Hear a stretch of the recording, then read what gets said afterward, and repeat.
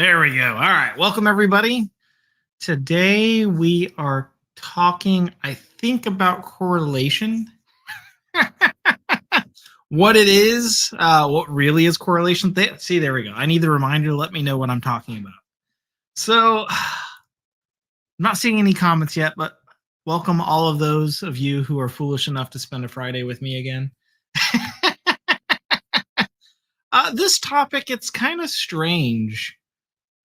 In that I intentionally chose this topic for today, but at the same point, I really don't like this topic.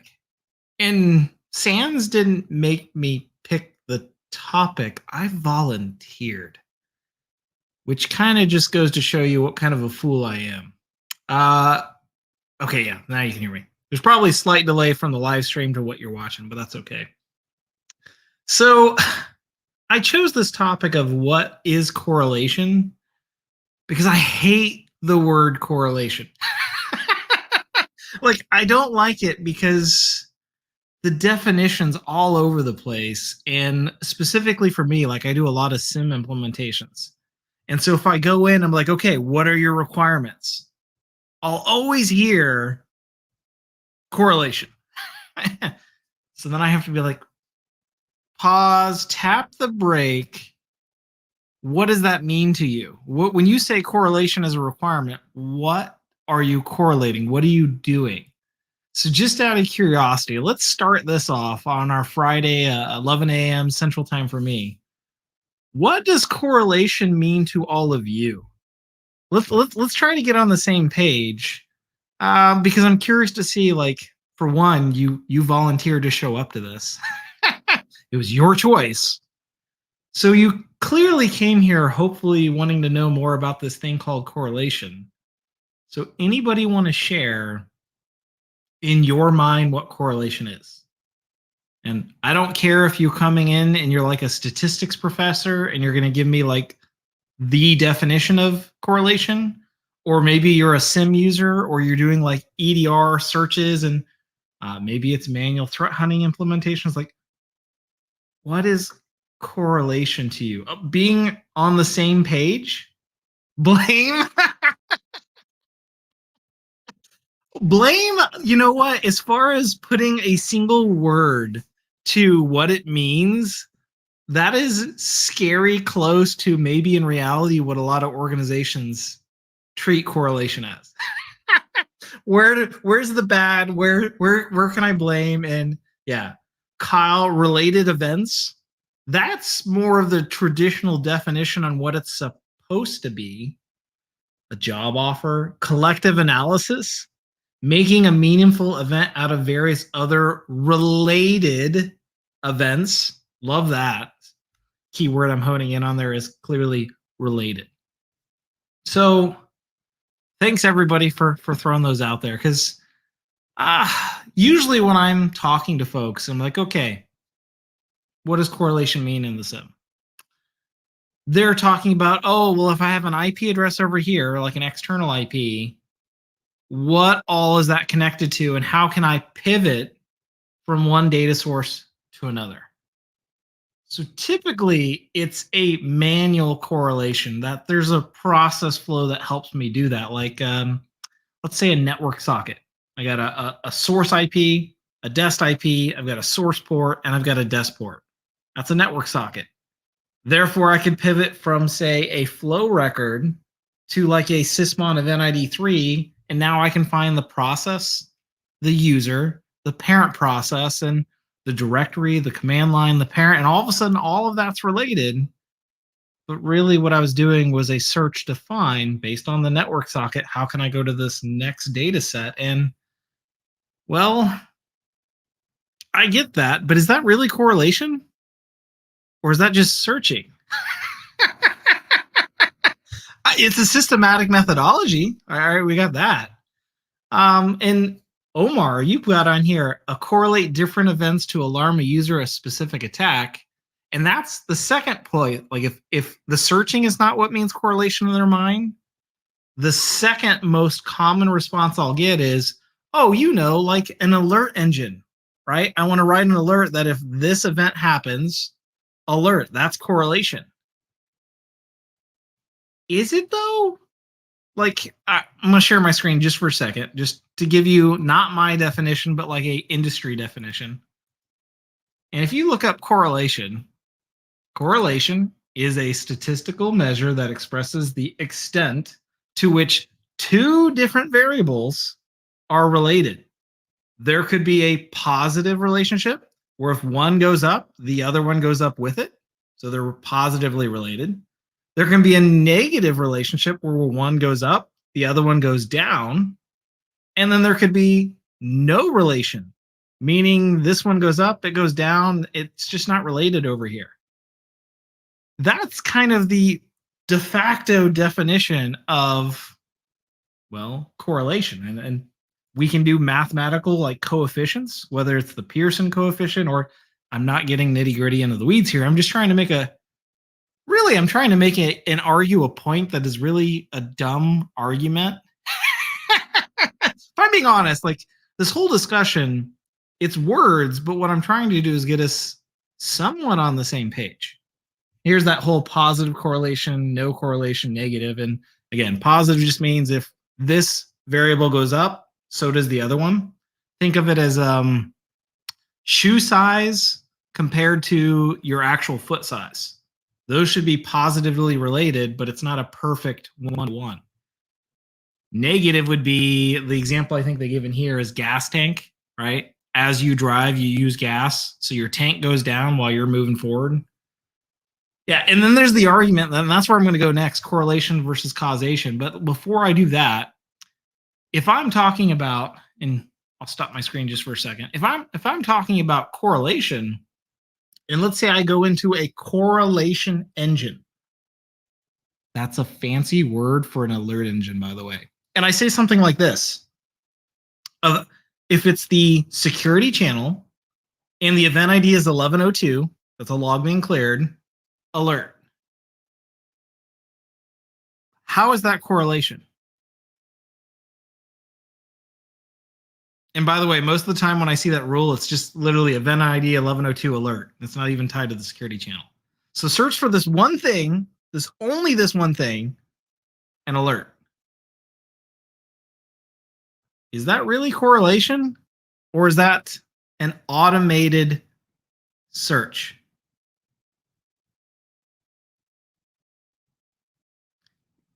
Hopefully you're starting to see my point here. And again, this is not a point. I'm not trying to argue and debate this to death, but I feel somewhat guilty as a kind of like a dirty vendor that when people come to me and like, does your solution do correlation? And I'm like, yes, it does. Here's your alert engine, automated searches. And here's where I can pivot from one data source to another because of proper naming fields, naming conventions. To me, correlation, you can do correlation with alert engines, but a lot of what we're doing is automated searches. And so, in Kyle, yeah, you're right. That it's a known MITRE technique. We've known about that kind of behavior for a long time. It maps to the cyber kill chain, but it maps. It's an automated search. It's not really a form of correlation. Can I do correlation within a SIM, an EDR, a NetFlow collector, yeah, and a lot of that can start to come into if I start to see two things occurring and they're related and they're working in a certain way, that behavior could be on. And to me, it's terminology. And really, I just want, like, as we all start to talk, I always joke when I teach 555 that when I use the term correlation, the main reason I use the term correlation is it lets me add a 0 to my price tag. Or vendors, if it's a true vendor, they add 2 zeros to their price tag, right? Because, oh, wow, correlation sounds cool. But do we actually use this a lot? And I think in data science implementations, what we're starting to see, again, be careful because there's difference. This is more statistics than, say, something like the new AI, machine learning, and all that. But I think there's value in doing correlation, but we want to do it, and we are doing it whether we know it or not manually. Like if you're doing analysis, you're seeing connections, you identify an indicator that's interesting to you, and you start to search about other information to see how things relate to that indicator. You start to build out your hypothesis and report, and we branch out from there.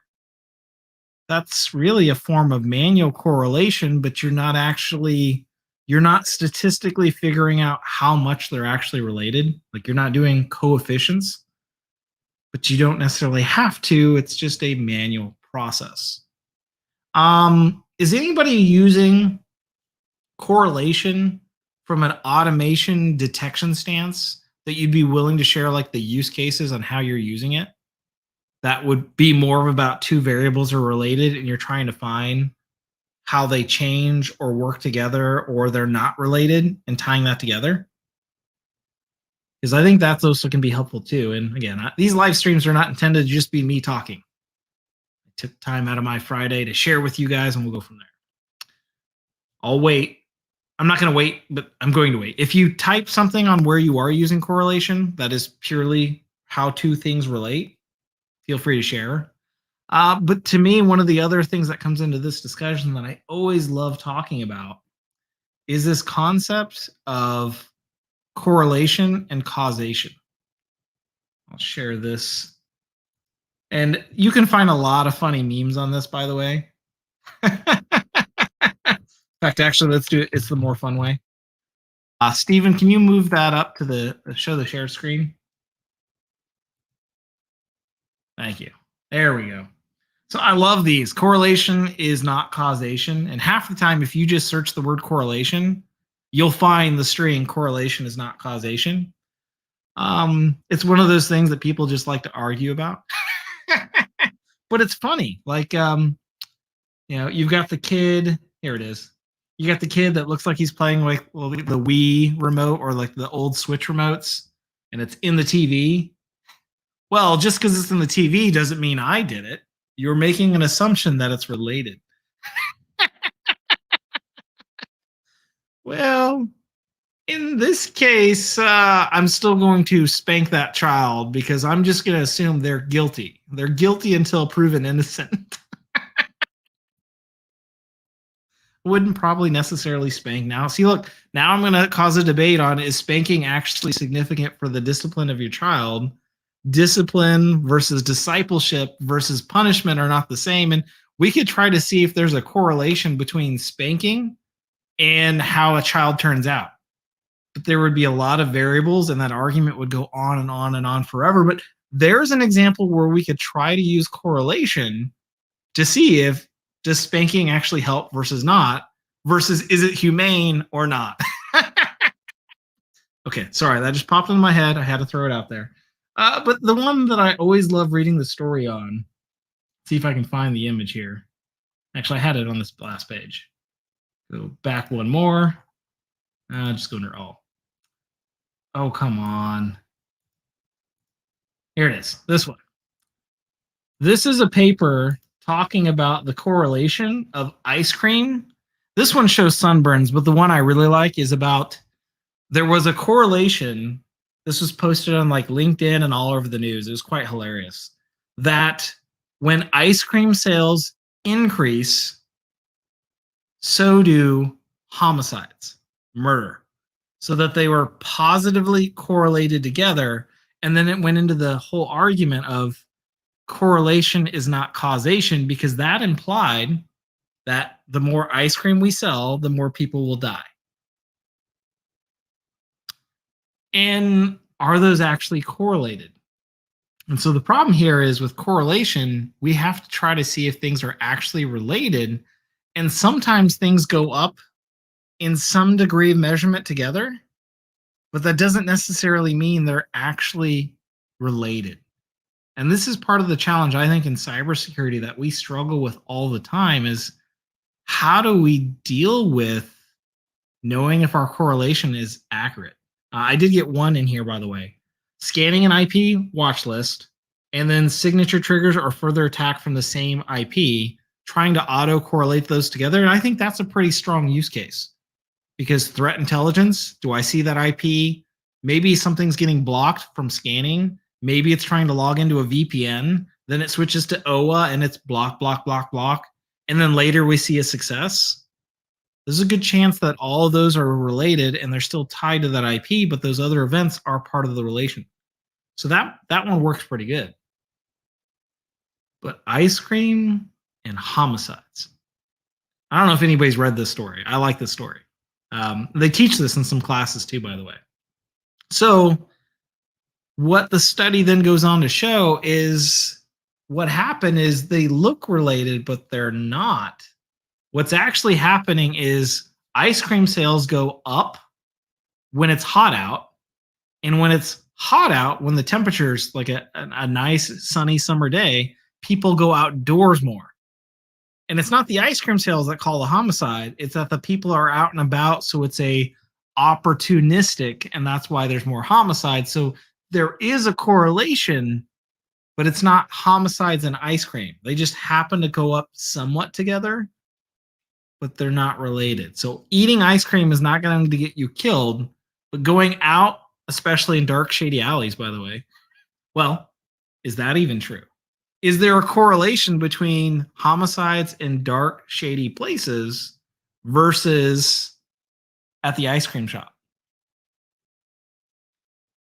See where the difficulty comes in here.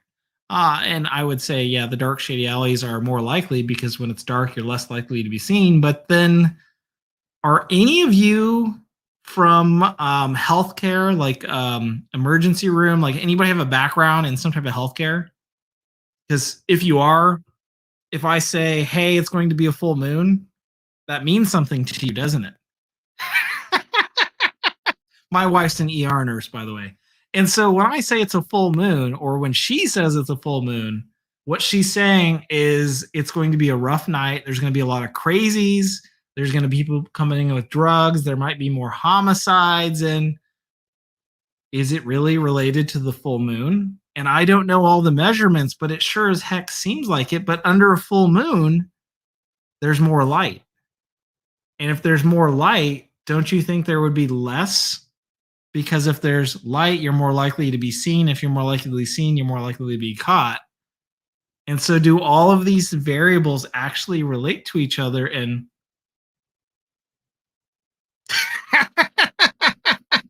I don't know. I don't know. Let me go through some of the comments here still. What about login times for employees correlated with some sort of DLP? You could suspect if someone is logged in during break time and there's a leak, it might be worth investigating other things like CCTV data in that area. Data can signal suspicious activity, but they are innocent until proven guilty. Well, within your own organization, they don't have to be innocent until proven guilty. You could have suspicions and actually act off of those, but I do agree, normally we want to do that. So to me, it's more straddling the line of at what point is something an automated search versus a true correlation. Now, you're taking time with certain other activity, and if you see them in relation based on time spans, reacting. And I think that's a good use case. And I think a lot of ours is time series based bound data. We'll see things like the MITRE techniques, and they'll get plotted in some type of commercial tool, and they'll show, well, I see this plus this plus this plus this over this time span. Therefore, here's an anomaly. Here's a behavior alert. Here's a, you should look into this. And many of those, if you've been behind those tools, they're not actually related. They look like they are, but it's something that's worthy of investigation, but doesn't necessarily mean they're guilty, which is, I think, your point you're going to. So yeah, spot on. New user creation, followed by process launch by that brand new user, file pulled into the machine. AV says it's malicious. Generally speaking, those time-based events in that series are more likely to be malicious than good, but it could have been someone created a new user that they're going to use that local account as a service account. They then turn around and start the service as that account. It launches a process. That process pulls down a file because the service needs it in. False positive. Oh. But that to me still falls under the concept of that to me would be more along a correlation rule because it's based on time-bound events in relation. Outlook, PowerShell, Mozilla, yep. How would you? Okay, Outlook launching PowerShell or launching Mozilla is a tough one to research. How would you go about that? Okay, Kyle, go into detail a little bit more on what you're trying to find out about that. Are you stating that if I see Outlook open an email that then launches PowerShell? Oh, okay, you're actually doing two different scenarios now. Or Outlook launching Mozilla directly? Is that what you're asking? If I see Outlook, then PowerShell versus Outlook direct into Firefox? I think is what you're asking. The PowerShell one to me, I'm just while I'm waiting because I know there's a slight delay. Yeah. So some of those to me are just pure play automation rules. Like if I see Outlook or Word then launching PowerShell, to me, that's just bad. Does your company legitimately use that? And if so, stop. Stop doing it. But generally speaking, like I have an MSSP, and if I see Outlook or Word go direct into a process of PowerShell, that's it's pretty much always malicious. So those, it's not really going about it. It's literally just dropping in an automated rule. Now, if I see, say, Outlook launch Firefox, it's more of like Word and stuff like that doing it. Those could just be triggered events. That one's a bit harder. Because at that point, it's more of what is Firefox then loading. So to me, the PowerShell one's a bit more straightforward. The Firefox one would have to be doing things like URL analysis, which to me is not. I guess that still would be considered a correlation because what you're doing is you're taking the time of starting from a parent of Outlook or Word, which then spawned off to Firefox. When Firefox opened, it didn't just open, it triggered another event, which would be loading some type of URL and maybe making a DOH call, a DNS over HTTPS. And so now what I'm going to have to do is tie these disparate events into a related pattern, which I can because I have parent process to process, process to DNS call, process to web page load.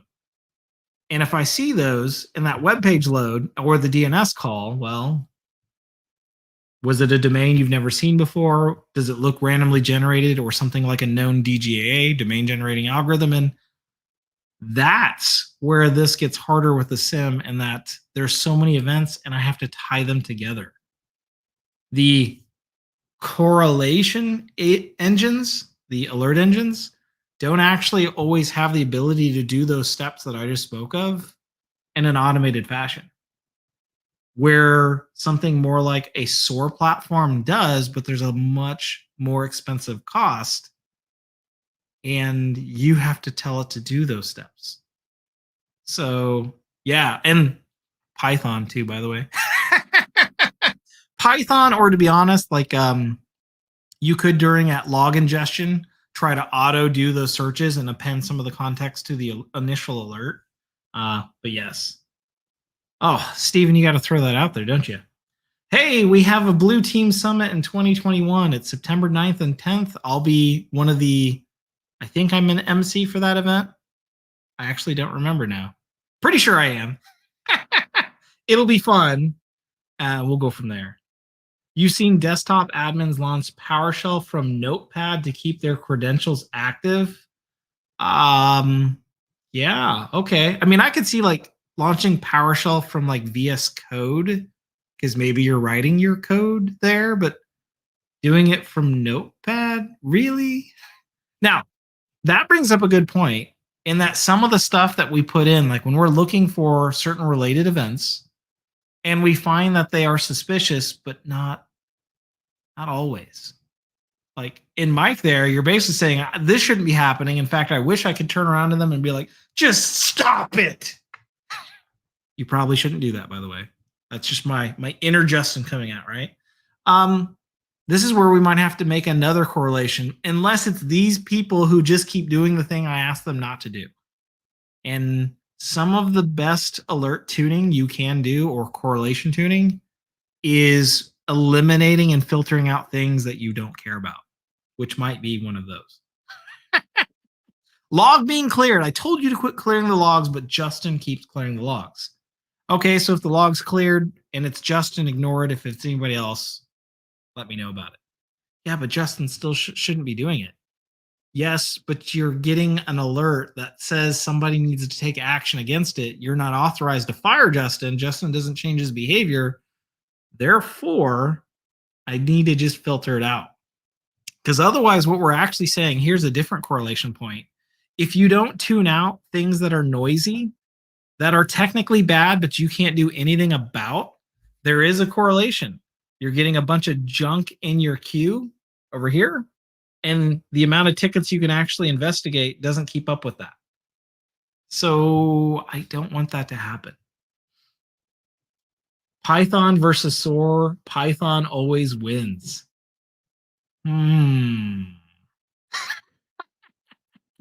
Do I agree with that? So let me just throw my opinion here. If anybody in here is a huge SOAR fan, this might sting just a little bit, but my preference is that organizations probably, my opinion here again, probably shouldn't be playing with SOAR until they've tried to do some level of automation on their own.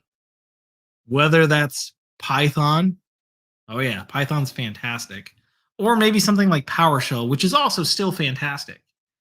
But then what you'll find is writing all that automation takes a lot of time. SOAR solves the time problem. It still has to be programmed, but now it's more of like a workflow and connecting the dots type of approach. But I do think you should start, because what you'll find with when you do your own programming is there's only one limitation: time. You can get something to do whatever the heck you want, but you need time. There's a new correlation point for you. SOAR should decrease that time, but if SOAR makes it where you can do certain things faster, but it disables the ability to do custom off the wall things because there's not a module for that, then aren't you actually kind of cutting yourself off at the leg? So I do kind of agree with that. Python tends to win because it can do everything, but you do have to be careful about coding things so that they're fast, because Python's not always fast. Fast API or things like that are really cool, by the way. But yeah. How easy would it be to use Python for correlation in Elasticsearch? Oh, that's a fantastic question. So, actually, not GitHub, YouTube. I actually have a video on doing some of this. So if I show, let me do Python and Elasticsearch. This is probably going to search everybody. Oh, sweet. I'm actually at number 2 now. Yes! But in here, I show how to use Python to query a SIM, in this case, Elasticsearch. And I'm doing searches. And in 555, we actually do multiple labs that are Python labs where we're trying to do automation around these type of things. One is on connecting to an Amazon EC2 environment. Well, EC2 plus a few other things like S3 buckets and stuff. And we try to do automated logic and correlate certain things together to figure out if changes are happening that shouldn't be happening. That's awesome, right? And then the other one, the lab doesn't seem that awesome, but it's a huge, huge deal. There's a new meme going around about, see if I can find this meme. Inventory asset meme. It's on Twitter. Okay, it's not showing up. And I want to be careful because memes sometimes are inappropriate, so I'm not going to do it. But it's the one about Spider-Man talking to Mary Jane about, be honest, tell me the truth. And he's like, you can't really do your job unless you have an accurate inventory assessment or asset list. That's really hard. Critical control number 1, inventory of authorized and unauthorized hardware. Critical control number 2, inventory of authorized and unauthorized software. They've been number 1 and number 2 forever. And I would say, and this is kind of hard to actually quantitatively assess, I would say there's a direct correlation to an accurate inventory of those two things to how well you do in security. In fact, there used to be a statement that if you did just the first 5 critical controls, it would reduce your overall risk by 85%. Notice it doesn't say that anymore because, well, how do you prove it? So the other lab that I do in 555, and by the way, Stephen, can you confirm this? When is the live stream where I'm talking about the multi-role based labs? That's 2 weeks from now, I think. Yeah. Well, Andres, this is cool because I'll actually showcase this.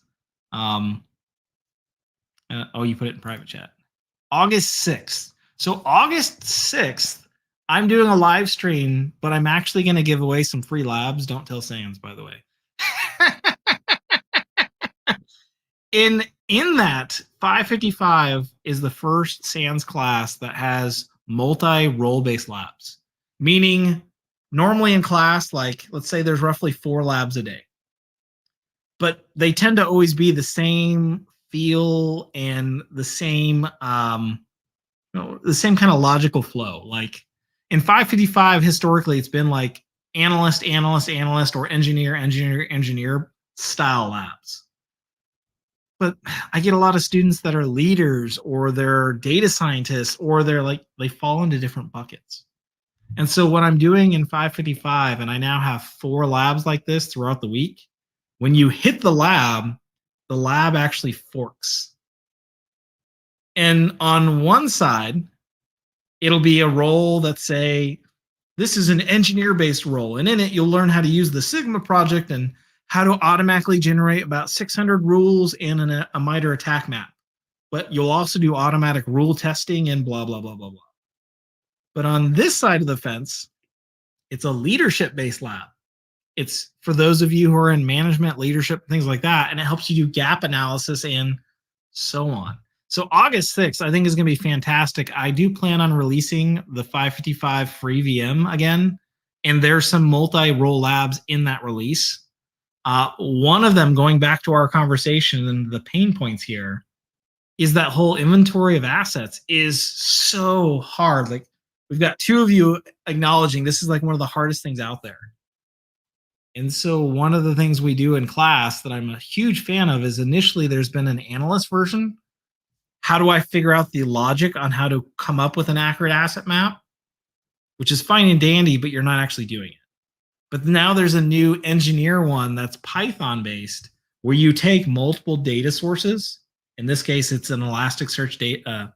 I don't want to call it a database, an Elasticsearch indexes. And you logically, with a Python script, figure out how they're related to each other. And then you automatically bucket everything into, this is all my authorized assets. These are my unknown that I need to do more automation against. And these are the unauthorized with all the different reasons why they're unauthorized. And that's an example of where you can do correlation with Python and an automated, I don't want to say framework, but methodology. And I'm really proud of that because that's the only Sans course that I'm aware of to date that has multi-role based labs. So, yeah. So August, I got to look at the thing again. August 6th. Definitely come back for that one because there's going to be some free lab giveaways. And you'll see what I'm talking about, that new role-based lab. It's awesome. So, okay. Let's tie this back. I wasn't planning on going a full hour for today's talk, but with what is correlation? My point here is when we're talking to folks, talking to vendors, we really do need to get a straight shot answer on when you say correlation, what is that? If you're calling it a correlation engine, how is it doing correlation? Or is it literally just more of a form of an automated search? And automated searches can be correlation, but they also could just be simply an automated search. Event ID 1102, boom. So we need to be a little bit more clear on what exactly we're getting, what tools are providing correlation, how it's doing it, because sometimes it's not actually correlation. I did have the question on, is the feedback into Elasticsearch? Um, in the YouTube videos and stuff I'm doing in my GitHub repos, yes. In the lab, it's just dumping a report to the screen. But in production, you would either email that as a ticket to your ticketing, like your case management platform. You would do it as an automated email if you don't have one, or you could feed it back in. It's really, again, it's Python. You do whatever you want. So check out that video. So, okay. Before we go anywhere, are there any questions on this topic of correlation? And no, I'm not doing the math coefficients. We're not going to work that out. Yeah. Definitely come back August 6th. That's going to be a really cool one. But I wanted to do this topic short, sweet, a little bit of a painful topic, but is one that I think needed to be had. I'll give you a little bit for the delay. All right. Well, thanks everybody. Again, I appreciate, as always, you coming to a Friday session with Justin's crazy live streams. Oh, here we go. Capacity to pivot based on certain attributes like IP, host, user, process timeline, and look for related events. To me, those are exactly like what you're talking about, the capability. In the, I do have this one. For example, this is one of the things that I like to talk through a lot. This is both a SANS thing and something I personally release a ton of information on. Let me find the screenshot here. Here we go. Use this. Mine actually has a typo in it. The one SANS has does not. Here we go. Okay, yeah, and this, yep, this directly answers that. So in here in the SANS poster, one of the things I talk about is taking bits of pieces of information from an event, say 2 alerts here, and I have some information, but I needed to go gather more information because one of these, well, both of these, you can't tell if they're good, bad, or malicious. So what I'm using is bits and pieces like the external IPs to geo to DNS to process creation events as a flow diagram.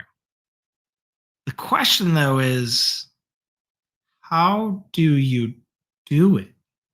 And in class 555, I show how to automatically go from one piece of data to other data to automatically bring this in. I don't call this correlation. I call this log enrichment or context gathering. And there are lots of resources I have on my GitHub here, GitHub H8 Security Solutions, that walks through how to do this. So for example, I'm going to actually just bring up my presentations folder. This is a lot of the talks I've given to SANS throughout the years.